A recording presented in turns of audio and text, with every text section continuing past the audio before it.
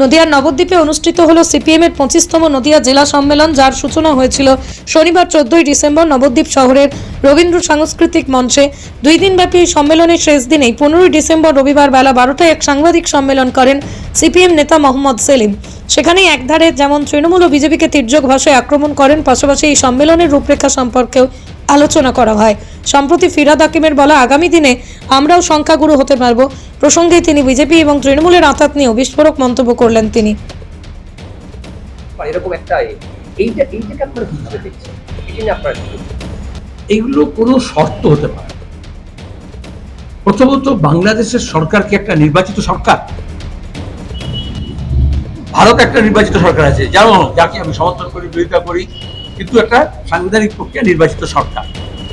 তাহলে বাংলাদেশের জনগণ, বাংলাদেশের বামপন্থীরা প্রথম চাইছেন সেখানে দ্রুত নির্বাচন করে নির্বাচিত সরকার, তার মানে ওখানে গণতন্ত্র যাতে পুনঃপ্রতিষ্ঠিত হয়। 2, গণতন্ত্র যদি না থাকে ধর্মনিরপেক্ষতা থাকে না, আবার ধর্মনিরপেক্ষতা না থাকলে গণতন্ত্র থাকে না। বাংলাদেশ তার উদাহরণ। সেখানকার সরকার সেখানকার ধর্মনিরপেক্ষতার নীতিকে জলাঞ্জলি দিচ্ছেন যখন সংখ্যালঘুদের উপর অত্যাচার হচ্ছে, হিন্দু মন্দিরের উপর আক্রমণ হচ্ছে, বা তোমার গিয়ে মিথ্যা মামলা হোক, সত্যি মামলা হোক, যখন নির্যাতন করা হচ্ছে। তাহলে তাকে আগে নিজের দেশটাকে সামলাতে হবে। এবার শেখ হাসিনাকে ভারত সরকার আশ্রয় দিয়েছেন, এটাকে বলে পলিটিক্যাল অ্যাসিলাম, রাজনৈতিক আশ্রয়। এটা আমাদের দেশের সভ্যতা, শুধু সরকার নয়, এটা মোদী সরকার নয়, এটা আমাদের দেশের সভ্যতা, ভারতীয় সভ্যতার এটা হচ্ছে অংশ, যেখানে পৃথিবীর যে কোনো জায়গায় যখনই কেউ আশ্রয় প্রার্থী হয়েছেন আমরা আশ্রয় দিয়েছি। এখন বিজেপি আরএসএস লম্বা লম্বা কথা বলে এসব করা উচিত নয়, কিন্তু এটাই হচ্ছে আমাদের সংস্কৃতি। 2, এবং রাজনৈতিক সংস্কৃতি, আমাদের সংবিধান তাই বলে। নাজিবুল্লাহকে মুসলমান মৌলবাদীরা, মুজাহিদিনরা ফাঁসি দিয়েছে ইউএন এর আশ্রয় থেকে বার করে কাবুলে। যেহেতু সে কমিউনিস্ট ছিল, তখন আজকে যারা সংখ্যালঘুর উপর নির্যাতন হচ্ছে বলে আর ওখানে কেন হচ্ছে বলে তার একটা কথা বলেনি, হাততালি বাজিয়েছিল। তখন আমরা বলেছিলাম যে আশ্রয় দিতে হবে, এবং আজও পর্যন্ত অনেকে জানেন না নাজিবুল্লাহর পরিবার ভারতেই আশ্রিত। কোনো প্রশ্ন নেই।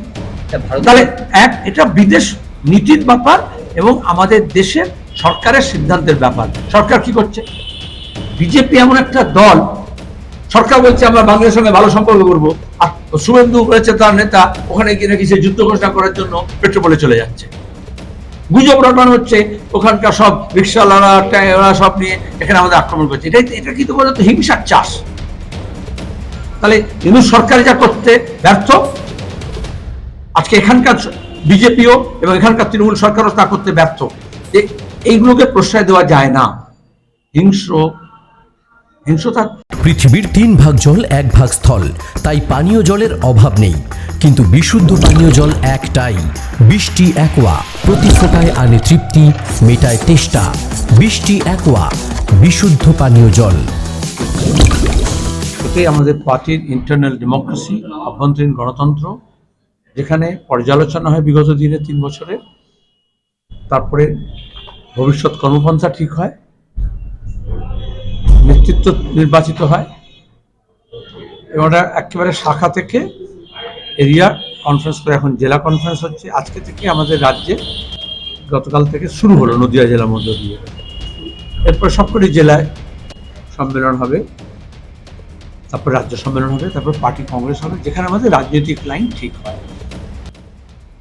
তার সাথে সাথে আমাদের পার্টিকে পুনর্গঠিত করা, এই জেলায় যে সম্ভাবনা আছে সেই সম্ভাবনাকে যাতে আমরা কেন্দ্রীভূত করতে পারি এই সম্মেলনের মধ্য দিয়ে, সেই চেষ্টা আমরা আলাপ আলোচনার মধ্য দিয়ে করছি। এবং মনে করি সামনের যে দিনের মধ্যে যে ক্ষেত্র যেমন আছে, আবার প্রভূত সম্ভাবনার ক্ষেত্র তৈরি হচ্ছে, যে বিভ্রান্তি তৃণমূল এবং বিজেপি তারা দ্বিদলীয় রাজনীতির মধ্যে দিয়ে এই জেলায় মানুষকে বিভ্রান্ত করছে, তার বিরুদ্ধে দাঁড়িয়ে মানুষের যে মনোভাব, সেই মনোভাব তৈরি হচ্ছে, এবং তাকে যাতে আমরা শানিত করতে পারি আমাদের রাজনীতি, আমাদের মতাদর্শ দিয়ে। এই প্রসঙ্গে আপনি কি বলবেন? এই পরিস্থিতিতে দাঁড়িয়ে এখানে কোনো হাকিম লাগে না, কোনো হুকুম লাগে না। এতক্ষণ যা বললাম, বিজেপি আর তৃণমূল তার রাজনীতি কি? সাংখ্যাধিক্যবাদ। এটাই তো প্রশ্ন। তাহলে মোহন বাগবাদ যে বলতো জনসংখ্যা হচ্ছে সবচেয়ে বড় সমস্যা, সে বলতো আমাকে আর বেশি করে সন্তান প্রজনন করবে। মুসলিম সম্প্রদায় এগুলো তাই বলে। আমরা যখন বলি জনসংখ্যা হচ্ছে তোমার গিয়ে নানান রকমভাবে পরিকল্পনা করা হয়, কিন্তু তার বিরোধিতা কেন করে? তার জন্য তত্ত্ব এক। আচ্ছা, সংখ্যাগুরু হবে কি করে? আজকাল কিসের? ও তো তৃণমূল, তার তৃণমূল নয়, সেটা একজন মুসলমান মৌলবাদী। তাই তৃণমূল যখন দল তৈরি হয়, এটা জানো না তোমরা অনেকে, তৃণমূল দল তখন তৈরি আজ থেকে 25 বছর আগে, তখন সেখানে বিজেপির সেট আপ, মুসলিম লীগের সেট আপ, জামাতের সেট আপ, জামাতে ইসলামীর সেট আপ, কংগ্রেসের একটা বড় অংশ, তারা সব পুরনো নকশালদের একটা অংশ, তারা সবাই মিলেও তৃণমূল দলটা তৈরি করেছে। তো যখনই এই ধরনের রোগ ভোগ বাড়ে, তখন যার যেরকম চুলকুনি আছে সেই চুলকুনি বেরিয়ে আসে। Manusha builders MMB distributor, Nadia জেলার সব থেকে বড় বিল্ডার্স মা মনুষা বিল্ডার্স, রড ও সিমেন্টের পাইকারি ও খুচরো বিক্রেতা। আমাদের ঠিকানা পদ্মবিলা ঠাকুরবাড়ি, চাকদা, নদিয়া। নদিয়ার সব থেকে বড় English medium school JRS public school, প্রায় 35 বিঘা জমির ওপর গড়ে উঠেছে বিশাল ক্যাম্পাস। নার্সারি থেকে শুরু করে উচ্চ মাধ্যমিক, ITI college, law college, BEd college, ভর্তি চলছে। JRS public. আপনি কোথায় ইনভেস্ট করবেন, কেন করবেন বুঝতে পারছেন না তো? সঠিক গাইডলাইন পেতে আজই আসুন নদিয়ার চাকদাতে নিবেদিতা প্রাইভেট লিমিটেডে। Nivedita private limited, marketing and distribution service. Balcony বা সিঁড়ির রেলিং, মডিউলার কিচেন বা ড্রয়িং রুম, এক কথায় আপনার স্বপ্নের বাড়িকে করে তুলুন আরো সুন্দর। Chakdaha ply centre, gorgeous look বা কোয়ালিটি সবে 3 number 1 Chakdaha ply centre. Chakdaha ply centre, KBM, Chakdaha, Nadia. হোমওয়ার্কটা করেছো? হ্যাঁ স্যার।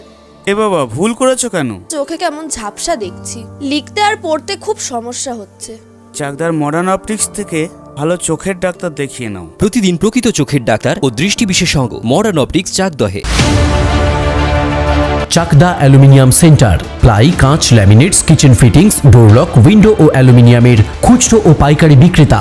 চাকদা অ্যালুমিনিয়াম সেন্টার, পূর্ব লালপুর, 50 নম্বর রেলগেটের পাশে, চাকদা, নদিয়া। রুম রে মাত্র 1500 টাকা থেকে স্টার, খাওয়া দাওয়া রিজনেবল প্রাইস। নদিয়ার একমাত্র 3 স্টার ক্যাটাগরি হোটেল NB সোনার বাংলা হোটেল, কল্যাণী এইমসের ঠিক উল্টো দিকে, কল্যাণী, নদিয়া।